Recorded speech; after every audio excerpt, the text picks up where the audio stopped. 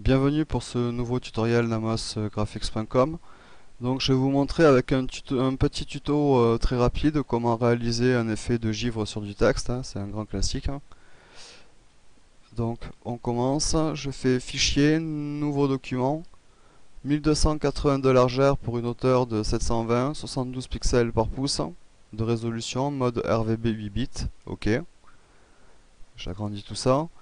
Je viens chercher la couleur noire comme étant la couleur de premier plan. Si vous n'avez pas le noir et le blanc ici, vous appuyez sur D pour réinitialiser les couleurs.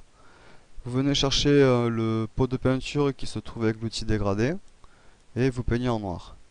Vous basculez pour avoir le blanc en couleur de premier plan. Vous venez chercher l'outil texte. Vous sélectionnez la police que vous voulez et vous tapez le texte que vous désirez. J'appuie sur l'outil de déplacement qui est la flèche noire qui se trouve ici et je déplace mon texte. Je fais un clic droit ici sur le calque Ice Cube et je fais pixeliser le texte. Je me mets ma souris à l'intérieur de la vignette du calque Ice Cube, j'appuie sur CTRL que je maintiens appuyé, je clique à l'intérieur. Des pointillés luminescents se mettent autour de votre calque texte. Tout ce qui est à l'intérieur de ces pointillés est sélectionné, c'est-à-dire là tout le texte en blanc. Et là je fais filtre, rendu, nuage par différence. Je vais réappliquer cet effet, donc il y a un raccourci clavier qui permet de répéter le dernier filtre utilisé qui est CTRL F, donc je vais faire ça, CTRL F. Et je répète autant de fois que je veux, donc le dernier filtre utilisé qui là est négatif, nuage par différence. Je vais m'arrêter là par exemple, là je fais CTRL D pour désélectionner.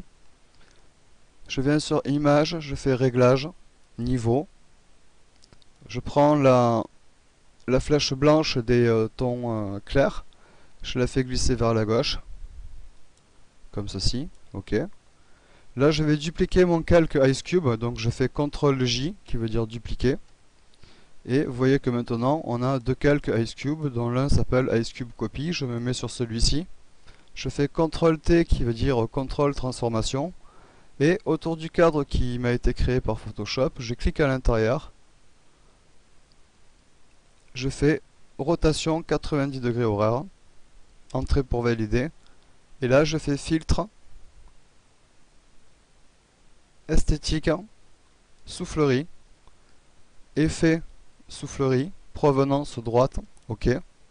Je le fais une fois, je vais répéter le dernier filtre utilisé qui là donc est soufflerie, donc je fais CTRL F, une fois, allez une fois de plus, je refais CTRL T, reclic droit avec la souris, et là je fais rotation 90 degrés anti-horaire pour revenir au sens de départ. Je redéplace mon calque pour le mettre en superposition avec le calque Ice Cube qui est en dessous.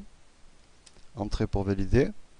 Je vais dupliquer ce calque Ice Cube copie avec l'effet de soufflerie que l'on vient de faire, donc je fais CTRL J.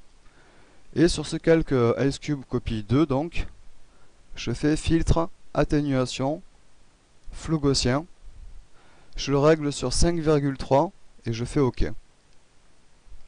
Je viens sur le calque Ice Cube Copy, je crée un calque de réglage teinte saturation. Je clique sur redéfinir. Je booste la saturation, je choisis la teinte de glace que je veux, comme ceci par exemple. Voilà, OK.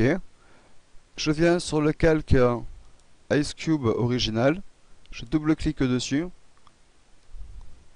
et je fais contour. Je clique à l'intérieur du rouge, je choisis du blanc, OK. Et en taille, je mets 1 pixel. OK pour valider. Je peux aussi venir sur le calque Ice Cube Copy, je double-clique dessus.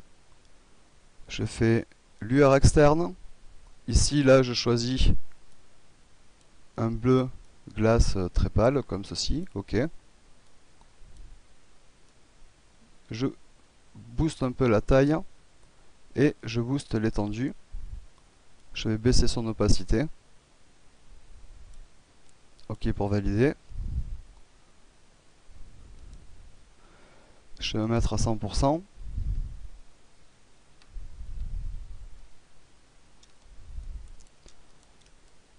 Donc voilà ce que l'on obtient très rapidement. J'espère que ce tutoriel vous aura permis d'avancer dans Photoshop et je vous dis à un prochain numéro sur namosgraphics.com. Bon travail à toutes et à tous.